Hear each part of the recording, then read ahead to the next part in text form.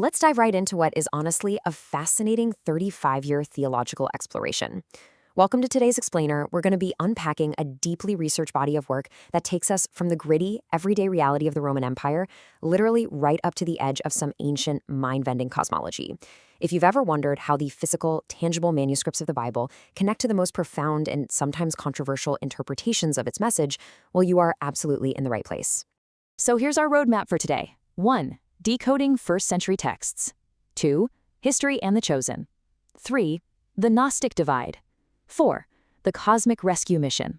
And finally, 5. The Ultimate Restoration. Section 1. Decoding first-century texts. The science of ancient manuscripts. Now, you might be wondering, how do scholars actually know if the New Testament hasn't just been completely rewritten over the centuries? Well, the crucial takeaway here is this number, 99%. Modern textual criticism can actually detect later additions or alterations to the New Testament with an astonishing 99% accuracy rate. I mean, they aren't just guessing here. They're using a highly developed scientific discipline that combines historical linguistics, philology, and textual criticism to rigorously verify these ancient documents. Researchers essentially rely on 4 distinct methods to solidly ground these core texts in reality. First up is piperology. By comparing the biblical text to everyday ancient Egyptian shopping lists and contracts, they proved it was written in Koine. That's basically the common street Greek of the first century, not some elevated, untouchable holy language. Second is spotting anachronisms. If a later scribe tried to beautify the text with fancy classical Attic Greek, linguists spot it immediately. It sticks out like a sore thumb.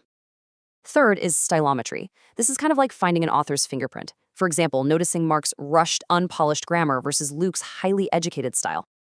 And finally, Semiticisms. These are awkward, literal translations of Aramaic idioms that prove the text's authentic first-century Jewish origins. Section 2. History and the Chosen. Bringing the first century to life. What's really fascinating is how this hard history actually shows up in modern pop culture, like the hit television series The Chosen. In the show, the disciple Matthew is depicted as an educated Roman tax collector. That means he knew multiple languages and essentially served as the first century's fastest stenographer. He likely used wax tablets to take rapid shorthand notes of Jesus' sayings right as they happened. And it's not just dramatic fiction for TV.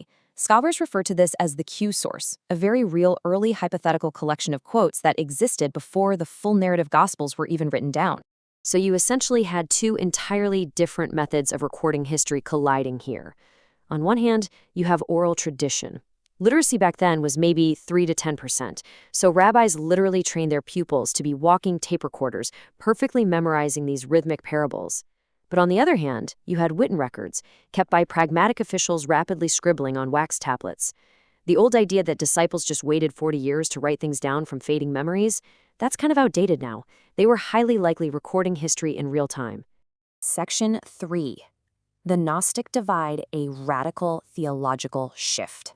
Okay, so as historical figures encountered this radically loving Jesus, it sparked a massive theology-altering question. Did Jesus, who preached his radical empathy, actually share the same nature as the strict, often punishing God of the Old Testament? For early Orthodox Christians, the answer was yes. They saw it as one continuous story. But for thousands of early believers known as Gnostics, this sharp contrast sparked a completely different, almost radical view of the universe. The source material dives really deep into a specific branch called Barbelo-Gnosticism. To them, the creator of our physical world wasn't a supreme loving father. He was the demiurge, sometimes called Yaldabaoth. You can think of him as a lower, flawed, and somewhat ignorant being who mistakenly believed he was the only God. In this theology, he didn't create the universe as a beautiful paradise, but rather as a rigid physical prison designed to trap spiritual souls. The contrast the source points out here is absolutely stark. In this Gnostic lens, Yahweh is identified as the demiurge, the strict architect of physical laws and punishment. Jesus, conversely, is an emissary from entirely outside this flawed system. He comes from the supreme, invisible spirit of light. He's literally breaking into the demiurge's world from the outside to bring gnosis, or knowledge, to trapped humanity. Section 4. The Cosmic Rescue Mission. The Ultimate Divine Infiltration. Now, if we look at the crucifixion through this Gnostic lens, the tragic events take on a wildly different meaning. Orthodox tradition views the cross as Jesus paying a blood debt for humanity's sins to satisfy divine justice, with Judas acting out of greed or maybe political disappointment. But the Gnostic view explored in our source rejects the idea of a bloodthirsty God entirely. Instead, the crucifixion is seen as a divine infiltration. The true God allowed himself to be killed to act as a cosmic Trojan horse, infiltrating the deepest part of the Demiurge's prison, death itself. To support this perspective, the text points directly to the Gospel of Luke. Then Satan entered into Judas. In the Gnostic view, Judas wasn't acting on his own free will. He was essentially a possessed pawn. The Demiurge and his earthly forces manipulated Judas to destroy Jesus, completely unaware that by killing his physical body, they were actually triggering their own cosmic defeat. Drawing on ancient texts like the Gospel of Nicodemus, the source outlines this infiltration happening in 3 distinct stages. Step 1, the crucifixion, which is framed as an ambush by the Demiurge. Step 2, descensus ad infernos, or the descent into the underworld. Jesus uses his death to enter hell, shattering its bronze gates from the inside and rescuing trapped souls. And step 3, the resurrection. Jesus returns in a glorified spiritual body that is totally immune to the physical laws of space and time. He essentially broke the matrix. Section 5. The ultimate restoration, the end of the cosmic drama. This brings us to the climax of the source's 35-year exploration. What ultimately happens to humanity and this flawed universe? The source explicitly rejects the violent, apocalyptic endings of traditional theology. So, no lakes of fire, no eternal torture.